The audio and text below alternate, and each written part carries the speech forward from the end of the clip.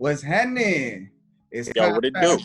Uncut, season 2, episode 14. I got a very, very extraordinary guest today. I mean, the guy he's worked his ass off all throughout his career, but he's been a part of one of the biggest shows around the world that everyone was hooked to watching on Fox. I mean, every channel that I could think of created an entertainment department just to talk about this show. And we have one of the songwriters. I got Sixx John in the building. How you doing? What's poppin'? Good, bro. How you? Bro, I'm blessed, man. I'm out the way. I'm coronavirus free, virus free, out the way, quarantine. Same here. Hell yeah. It's funny that that's even a thing now. Like, yeah, man, you know, I'm out here corona free, baby. You feel me? Bro, I was saying earlier, bro, it feels like, I wonder what it was like in like the late 70s, early 80s with AIDS. Like, was everybody acting the same way? Possibly. It's been a few, you know, like, yeah, I don't know. I can imagine.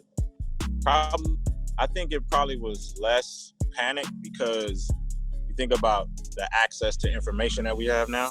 Right. Like all of our information access is like in the palm of our hands, literally. So in that day and age, you probably had to, you know, go talk to somebody or get the newspaper or something. Like, I can only imagine. Probably wasn't that big of a panic right away, but this is different because everybody's a journalist with their phones. Everybody's a videographer. Everybody's an expert. So we got access to the information in real time. So it puts everybody in a little panic. It's kind of crazy. Yeah, real talk. And for the people that was panicking 3 weeks ago, they look like geniuses today. And the people that's panicking now look like they struggling. Yeah, for sure.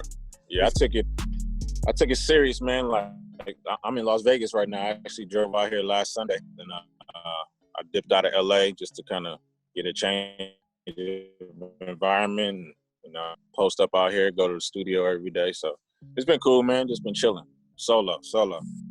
Man, so every episode I start off with a quote, and I just want you to weigh in on it and how it relates to you, or if it doesn't relate to you. Got you.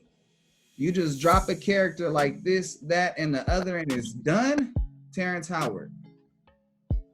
I don't know if that relates to me.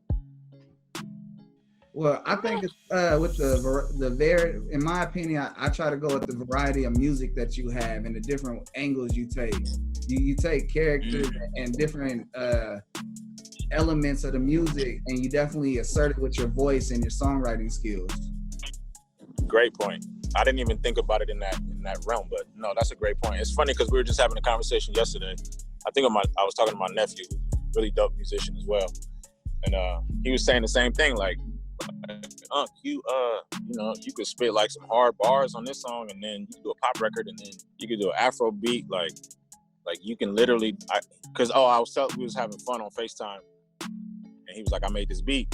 I can hear you rap to it. I was like, rap like me. Like, imitate me. He was like, I can't duplicate your style because I can never attach it to one thing. So I thought that was interesting. No, that's a good point though. I feel that. I know. See, that's the first time, bro, that I was able to, because I picked these quotes, bro, by design, so that, you know, I try to relate to people without knowing them. And then, so I call it the icebreaker. And this is the first time I got to explain myself.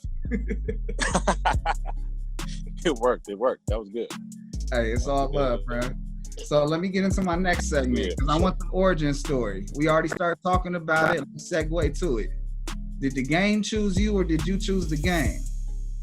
It chose me, man. As far as I can think back, just thinking about like being in the house with my parents and my siblings and my mom and dad. You know, my pops, rest in peace, he was a dope singer and played guitar all the time. My mom, who's still here, played keys, and they would just kind of sit around the house and powwow and just play music, like literally play music. Like, she'd be on the keyboard, my pops be on the guitar, and I just grew up in that. So I would have I remember having like a little Casio keyboard that was like mini, and I was probably 9 or 10 years old, and I would try to play along with what they were doing. Jam with them. Yeah, subconsciously I was like developing my ear and stuff like that, things that I didn't realize. And then, you know, by the time I wrote my first 10 years old, and but I was too shy to really like show people that I did it. Like my family knew I did it, but outside of them, I really wouldn't display it for years. Even like through most of high school too, I still wouldn't do it. And I was just trying to just perfect my craft over and over. But it definitely chose me. Even when I think back to being like young, like 5, 6 years old, and I could hear music in like from far away, and I could hear like the bass line, and I would know what song it was. And I couldn't really hear the song, and then we pull up on it. I'm like, I didn't know why I could do that, but when I think back to it, I'm like, damn, like, yeah, I was born for it. I had to be. So what was the first moment that you got your like first big placement where it was like a confirmation of what you're doing is a reality? My first big placement was was Pootie Tang, the movie Pootie Tang. That was the first thing I actually saw my name on in stores, and I remember driving to the store and just picking up the back of the CD to like really see my name. Like, damn, this is weird. This is crazy. But yeah, I did a song with Shaq. A lot of people don't know I wrote for Shaq early in my career. That was my first foot in the door. So I wrote for Shaquille O'Neal. So me and him had a song on the Pootie Tang soundtrack. That was my first. A guy that I work with. Say that again.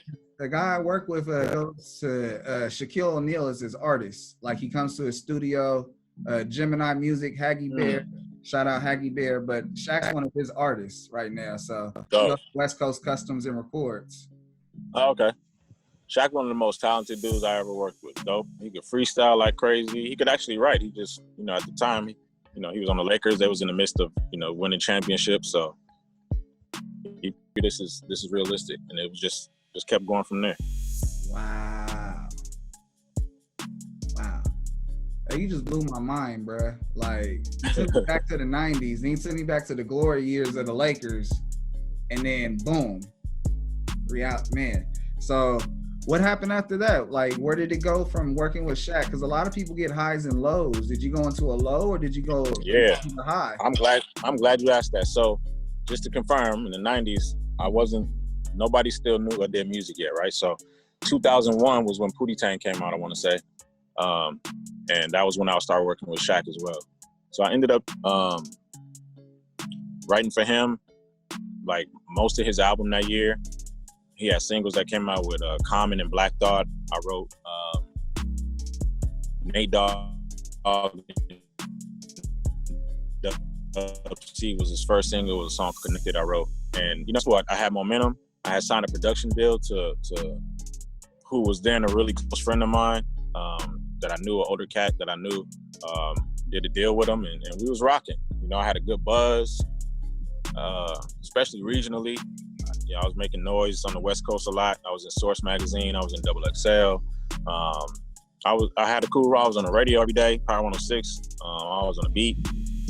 Lala, who's Lala Anthony now, she was on the beat out here, right? But Lala was my roommate. So it's crazy, right? So here's the crazy dynamic. It was me, Lala, and Ethiopia. Ethiopia is the president of Motown now. So us three was like Three's Company. You know what I'm saying? Like it was us and then Lala's big ass Rottweiler. Blaze. His name was Blaze. Big ass Rottweiler. And we lived in the valley, man, like right off of, Havenhurst and Victory. And it was dope. La was on the radio. He was working at, I don't know if she was at Edmonds or something, Babyface's spot, something like that. But it was just a dope dynamic, man. Like I said, I was making noise, had a buzz. 02, Neo and I was working, had some crazy joints by then. And then, the momentum just kept going. And then it kind of came to a standstill, right? You asked about lows. So probably like 03-ish, 04, myself and the label kind of started. We just got to like a creative block, I guess. I don't know, just couldn't really go any further. Gotcha. The cool thing was in 2003, I had did a record with Brian McKnight. It was a title song on his album called U-Turn. We did a joint, U-Turn, me, McKnight, and Fabolous. So McKnight took me on, that was my first tour. I performed on Soul Train. So that was kind of like another confirmation, like, oh, it's still real, cool. My buzz is still good. My momentum is good. I got great rapport with DJs and artists. It was just a great situation. But again, so me and the label that I was signed to, the production company, just kind of came to that block. So I kind of pulled, we just kind of pulled away a little bit. I was doing my own thing, but I was still signed. And what happened in that was I used to do intros for the radio station. So Power 106, I had like almost every show's intro. I think probably except for Big Boy. So Big Boy was early in the morning, but like from 10 a.m. slot, like all the way down to night, I had the intro for everybody to the show. Wow. Then I had Lala's intro too. on 100.3 The Beat. So my buzz was pretty good, right? Say, Paul Rosenberg used to come to LA a lot. Paul Rosenberg is Eminem's manager. Right. My boy Chase Infinite. Chase is our connection good? You can hear me good? Yeah, we good. Okay, bet. So Chase, who's A$AP Rocky's manager now, Chase was a dope ass MC back in the day. So Chase called me one day and he was like, yo, like, Paul been hearing you on the radio. He wanted to meet you. And I'm like, what? Like, mind you, I'm in a standstill with the dude I'm signed to. So I'm just like, all right, bet. Like, that's like one of my favorite MC's managers. So let's do it. So Chase was real tight with DJ Muggs from Cypress Hill. Right? So he's like, yo, come down to Muggs studio. They want to hear you on some of Muggs beats. I'm like, okay, cool. Go to Muggs studio, meet Muggs, Chase is there. Man, I wrote like 5 songs, probably in like a week span or whatever. Did some records with Muggs and with DJ Khalil, incredible producer. And man, fast forward, Paul and them hear the records. They hear that I can, I'm versatile when it comes to the music. And they basically offered me a deal, man, to Shady. Wow. Straight like that, 2004. And so now I have to talk to the company I'm signed to and to explain to them the situation. Like, yo, they wanted to do a joint venture with the dude that I was signed to, right? So it wasn't like, give us Sixx John, he's on Shady now. It's like, yo, let's do a joint venture. So we end up going to Jerry's Deli when it was by the Beverly Center. And we met, myself, Paul, some Shady representatives, people from Shady Records, people from my company that I was with. And we sat there, man, we had a great conversation and Paul basically put it on the table. It was like, yo, like we want to do it. We think we could take Sixx to the next level. And dude that I was signed to, I'll never forget these words, man. Never forget. He said, why should I give you my artist? That's what he said to Paul Rosenberg. I'm like, why do we own people, bro? We don't own nobody. So crazy, right? And so Paul was like, no, we're not asking you to give us your artist. Like, we want to do a deal with you. Dude was just so prideful, just so on his shit that it just, it didn't pan out. So he's forever labeled the deal killer. And there was some other like weird stuff that went on like right after that, but that was kind of like my last straw with dude. And I pulled away from the situation and went on about my way.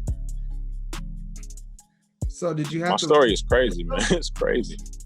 So after you got the opportunity, did you have to reinvent yourself? Did you have to keep the wheel going? So the funny thing happened. So I kind of separated myself from the situation. I was just chilling. I did reinvent myself because I signed a bad contract, which we've seen countless times. Right. And the contract held me from being an artist, a solo artist anywhere else. But what it didn't hold me for is production, because I didn't even make beats or nothing back then. And so once I had my lawyers looking into it and blah, blah, blah, the contract was really bad. Ultimately, I had to wait the contract out the whole duration to be able to be cleared as an artist to do a deal or anything as far as the album form. But I could still do features, didn't say nothing about that, and I could still produce. So I did reinvent myself and I did it out and start making beats. So yeah, I reinvented myself in that realm, and then right around then, Neo got signed to Def Jam. And so he's like, yo, I need a DJ for my promo tour. You think you can learn how to DJ? And I'm like, yeah, hell yeah, let's do it. So I ain't DJ at all. But they just, if you look at his early shows, it was like a play. It was him, one dancer, Tanisha, and a DJ. That was it. And we did it like a play. It just played out like that, 15 minutes. And so I watched my man DJ Minus, do the show for a couple. I think I watched 3 shows, and I was like, all right, I got it. And that was it. I DJ'd for him for that whole first album, and it was dope. So yeah, I reinvented myself, became a producer, became a DJ. You just got to learn how to wear a lot of hats. I always tell people, if I would have just sulked and just like been sick about not being able to be an artist, it wouldn't have panned out. So I just kept trying to just wear a different hat and learning different aspects of the game, just so I could be multifaceted.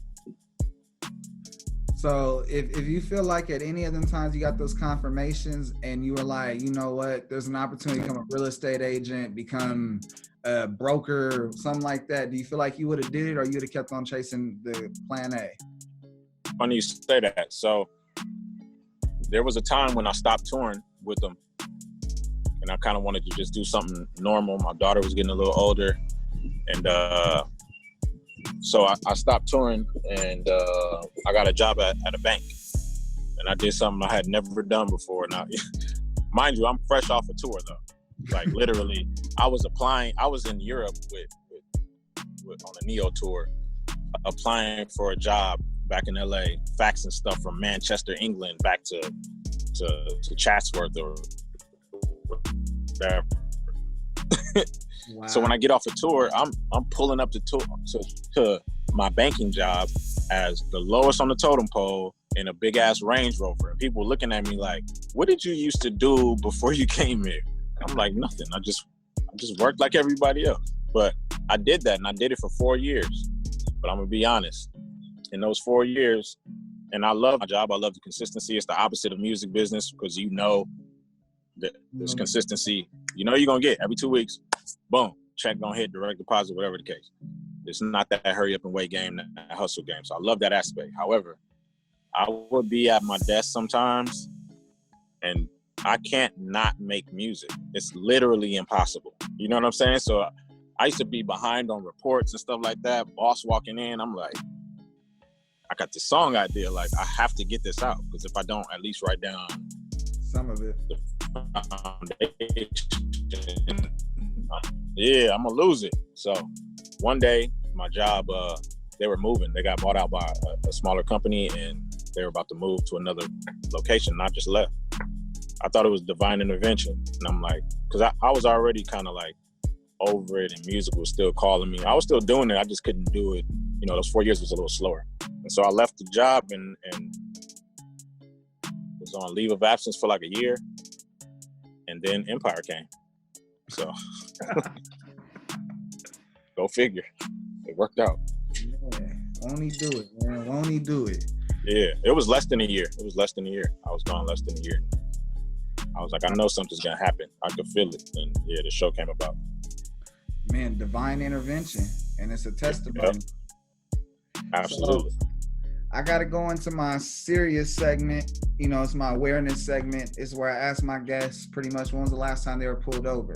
And the whole idea behind it is to give youngsters pretty much a voice of someone that's been through it and is successful, and they know what to do to get through it, as well as, the rest of us that I've interviewed. And we're still here. We're not 6 feet under. We're not sitting down. We're not trying to figure out how we're going to get out on some jail songs.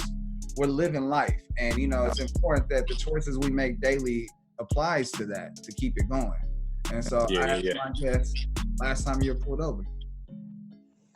Man, I need to knock on wood, because I probably haven't been pulled over since, it's got to be like 7 years. It's been a long time. So what are you doing right, bruh, so that, other people can implement that? I just be chilling. I don't do nothing crazy. I don't drive crazy. I'm low key. I don't drive a car that's You're not pushing a Rari doing 100 on the Heatway. How can I? And it ain't even that. It's I don't drive anything. I'll tell you this. Back in the day, I used to drive a 96 Impala, big body. Those are the type of cars that police look for. More so than they, you know, it's different than driving a Rari doing 100, you know what I mean? That's even different. You can go by driving, you know, 90 in a Ferrari, and then somebody else might be behind them in a 91 Caprice, 4 deep. And they're going to get blurred instead of the Rari. You right. You'll see berries and cherries in your rear view. You know what I'm saying? So berries and cherries. I ain't never, boy, have never heard that terminology. You'll see berries and cherries in your rear view, player. So for me, I started to understand that. It was funny because I used to drive an Impala, and then the homie had an Impala a couple of years ago. And they went out of town and left the car at my crib. And I was about to go hoop.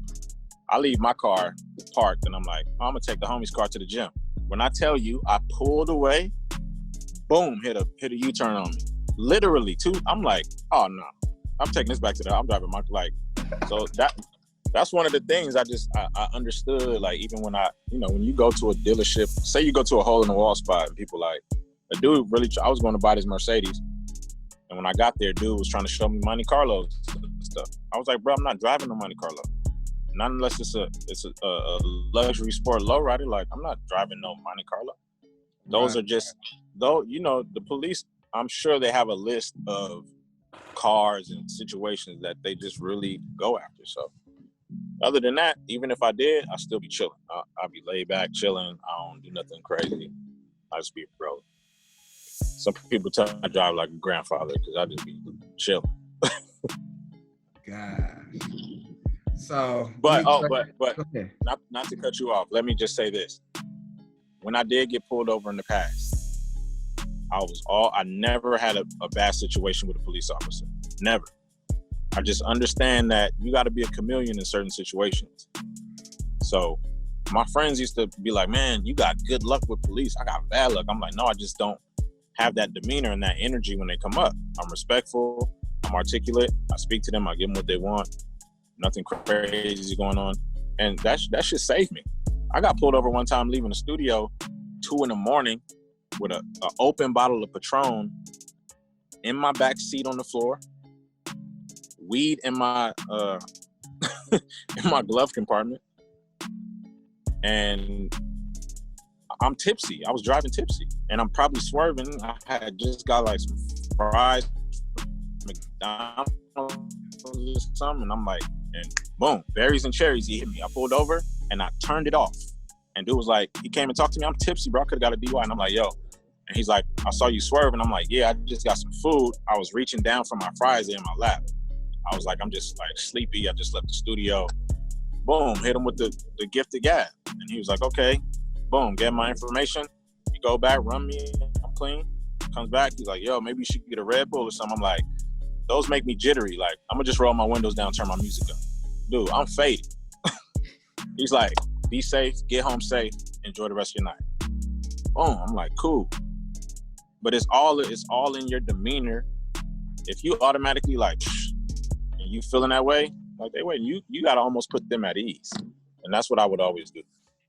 Real talk. Let that stick with everyone that's watching and listening. Just put people at ease. Even if it's the police. Right now with this coronavirus, them nurses, they look at you crazy. Put it at ease. Yeah. Absolutely. So I do a thing called Trading Places. And I take 2 iconic people's lives and I swap them. And it's like that movie, Eddie Murphy, Dan Aykroyd. Yeah. One of my favorite movies. See? You know the deal. Yeah. I'm going to take Jada Pinkett Smith and trade places with Hillary Clinton. Number 1, will it work? I think Jada has the mindset to be the first lady. But you have to ask, okay, so is it Jada with Bill or Jada and Will is in office? Is Jada and Bill? I'm sorry, it has to be Jada and Bill. Okay, and then now fine. Hillary is now with Will. That's interesting. So Jada and Bill, Jada not going for all the cheating stuff. it's a whole nother dynamic. I don't even think who was that? Monica Lewinsky? Yep. I don't even think that even happens if Jada is with Bill. You don't even explore that world. I don't think. I would. But shit, who knows? Hillary and Will. Nah, that's a divorce. That's a divorce. Yeah, nah, that's not happening. So name one thing that'd be differently if that really happened.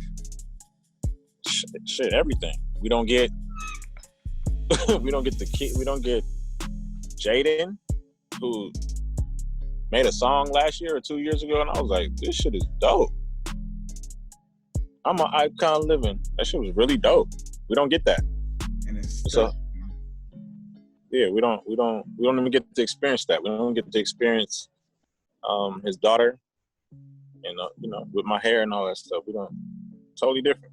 So we don't get to see those moments in music happen. It's crazy to think about trying to change a moment that we wouldn't even get that.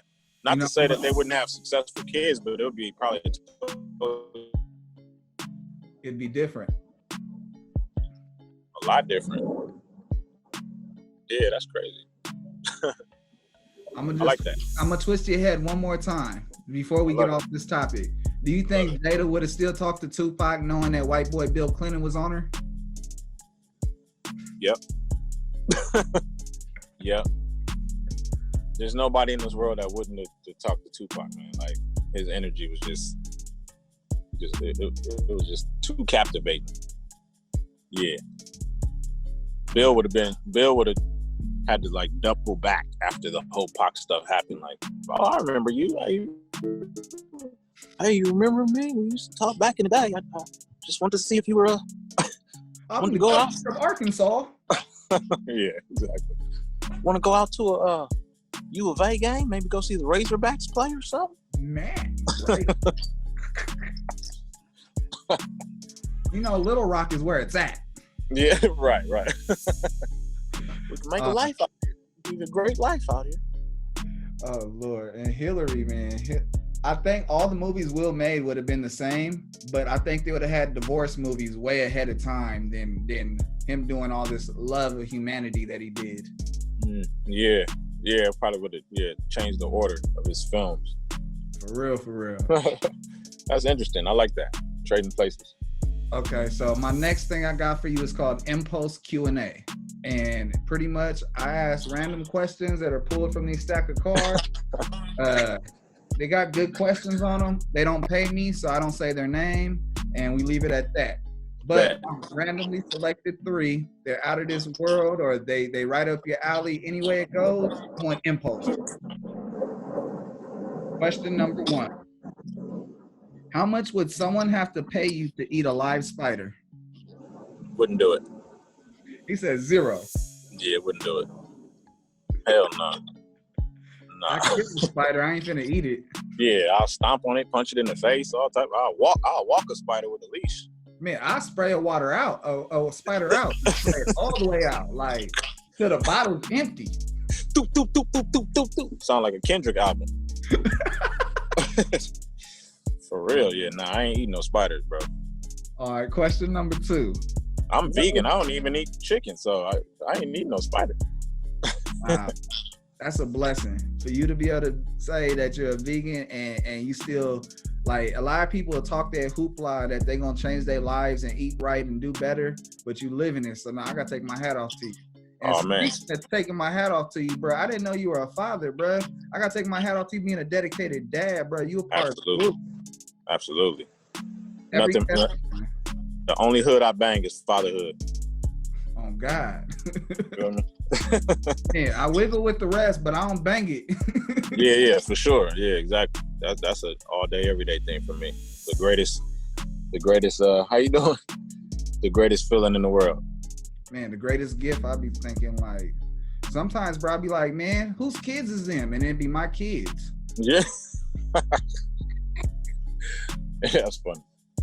Yeah. But yeah, no, vegan since October 2018. So it's been going good so far. Wow, congratulations, bro. Thank you, man. Question number 2. Yeah.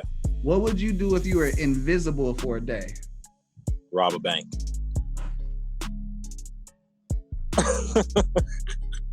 That'd probably be the first thing. I go hit that vault real quick. Like he said, I want to make sure I'm invincible. If I get away with this, then I know I'm really invincible. Yeah, because tomorrow I'm gonna be like, damn, that's crazy. I did that shit yesterday. Sitting on a bag though. Stroll up in that thing, invisible. All right. That's probably all I would do. I wouldn't like do no creep stuff, like go like, you know what I'm saying? Go spy on people, like that's weird. Because I'm just an advocate of like, don't go looking for stuff you don't want to find. So I wouldn't like. Lady mamas, wives, understand that statement right there. Yeah, right, for real. Don't go looking for stuff you don't want to find. I don't want to see nothing. So don't go looking for it. Talk about it, and then keep on reading the person, not the book. Right, exactly. Say that. Man, yeah, I hit a bank though for sure. I ain't mad at you, bruh. I'm not. I probably would have hit the Federal Reserve, just not a bank. But I ain't mad at you. Yeah, well, wherever the most, if I got to hit one Federal Reserve or 10 banks. Yeah, he said, I'm going to keep it sitting pretty after. They're going to be like, I don't know how this money missing. Right. Question number 3. What happened on your worst date? My worst date? Yeah. Ooh. Damn. That's a good one. Damn. I can't really think of a time that I had like a bad date. Well, then give me a crazy date. Something that just sticks out where you like, man, that crazy bitch, I can't believe I talked to her. There was a girl I dated that was very stalkerish. She was kind of crazy to the point where I was like, yo, like, you gotta leave me alone type stuff. And I remember I was taking out my trash and I get outside and she was standing in front of my car. It was like some weird, and I'm like, what the and she's like, you weren't answering my calls. I just want to talk to you. I'm like, yo, you gotta get up out of here. I'm about to call the police on you. Like, you bugging. Super bugging. Yeah. I can't think of a bad, that's crazy. I don't know if I had like a bad date. No, not really. I definitely dealt with some crazy situations though. You ever had food thrown at you like in Love and Hip Hop? Never had food thrown at me. Nope, never had. I never had like no,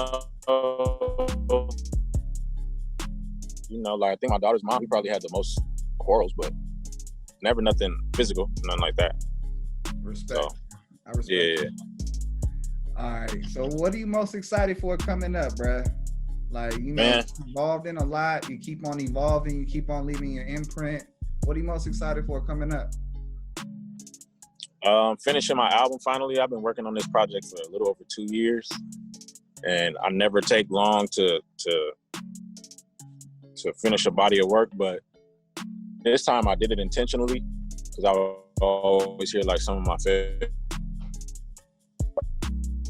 for this long. I'm like, and I listened to the body really solid, and I always used to pride myself in being able to finish stuff fast as far as music goes. So I really took my time just to kind of make sure everything is right and everything's just in the right place. So I'm excited about that. I'm excited to start shooting my documentary about my story. The dope thing about it is I used to just carry my camcorder around everywhere. So even back in the day when I was talking about the Shaq days and all that stuff and early Neo days, like Brian McKnight, I used to always have my camera with me. And I used to film everything. And I was just always interested in having the footage for myself. Not to think that here we are, 15 years later, being able to implement that into a movie form and tell my story. I'm excited about that. Excited to start as a music supervisor for a big film. I can't say the name of it, but definitely excited for that too. Yeah, man. Good things going on. Good things. There's a kid that I produced for out of Long Beach named Dirty Dale. Super, super dope MC. Long Beach got a lot of talent. Another kid I work with, a lot of talent. Yeah, I was just saying that. I like a lot of them cats. Like Savvy the Third, I like that kid too. Savvy Third, Tayef Third. I like Ray Vaughn. I haven't heard Ray Vaughn yet. He's well shit. By the time this drops, hopefully TDE releases him. But oh well, I said it. He signed to TDE, bruh. Oh, okay. And he's I do know who that is. He's gonna be the face. Everyone's been talking about Ray Vaughn, bro. He's gonna be the face. He's like a Meek Mill energy crossed with the Baby and Drake, but he records like Lil Wayne. Like he's been on TDE for a minute. Huh? He's been on TDE for a minute, right? No, since November. But they haven't rolled him out yet. And they said that he's supposed to be the quickest that they're rolling out. They were gonna drop him to the world on South by Southwest, but South by Southwest got canceled. Yeah. Damn. No, I gotta check for him now. I was thinking of somebody else. There was a dope kid like on TDE. I think he was from Detroit or something. I forgot his name. But yeah, this kid, Dale, he's really dope. I produced the very first song on his album. His album is called How the Fuck Did This Happen? And I produced the intro song. It's crazy. It's so crazy because he's young. Lyrically, it's like he been here before, like in the 90s or something like that. I got another kid out of Virginia, R&B kid, that I work with named Naki. Super dope R&B kid, and ready to get his stuff kind of finished. We started it in 2018, but obviously the distance and things happen. So I think everything happens in its perfect time. So being able to finish his stuff, I'm excited about that. And yeah, Beat Out the God, who's a dope ass battle rapper. He raps on URL and all that stuff. Yes, sir. I executive produced his EP that he put out last June. It's really dope, and I'm gonna help him with his new stuff. So man, I'm just trying to lend my creativity and my expertise or whatever, help my relationships, whatever it is, to whoever else is. I see promise in those cats. I really see promise in, for sure. You're investing your intellectual property into people so that they can grow with the property. It's like, I like to say, it's like watering gardens. You're gonna water a couple other people's gardens and still got to remember to water your own. Absolutely. But you come back to those after some time, you're gonna have some big old plants, some fruits of the labor to pull off of. Absolutely. And so that's keep on. And it doesn't happen all the time. Like it's something like when I hear somebody and I'm like, oh, like you get it. You really get it. You know what I'm saying? Like I don't have to teach you how to do what you do. All I'm doing is I'm good at making everything in song form. So you may not know how to play because MC. And I used to be that. I used to just be an MC. Wow. I mean, my engineer, producer, big brother Sauce, and all these greats, and seeing music put together in different ways, it helped me learn how to arrange stuff I hear totally different than I heard even 5 years ago. But I'm just always a sponge. I'm always trying to learn. I'm always trying to develop, another wrinkle in my brain every day. I'm never gonna get to the point where I say I'm dope. I'm never gonna get to the point where I'm playing you something and I'm like, oh, this is dope. You gotta hear this is fire. I don't even talk about myself like that. I play it. I'll let you be the judge. You might like it, you might not. Like, it is what it is, but here's what I did. You know what I'm saying? So I try to just stay humble on that platform and like I said, just help out the next generation as much as I can. You remain hungry and humble. You're hungry for more and more. You don't settle for complexity. You go ahead and keep on going and going, bro. So I gotta take my hat off to you, because that's gonna be the blueprint that people are gonna be able to look at and be like, man, we could do it like this person, and he went through this way, he saw this way, and he still continued going. That's the legacy that I'm happy to know that I got to hear today, bro. I appreciate that, bro. 100%. I appreciate that. All love, bro. So I gotta ask this, man. I flip all my guests on this last question. It gets everybody every time, and I'm gonna hit you with it because it's unique. You notice the show's unique. Very unique. I love it, by the way. I love it. Hey, that's love, bro. That's major love.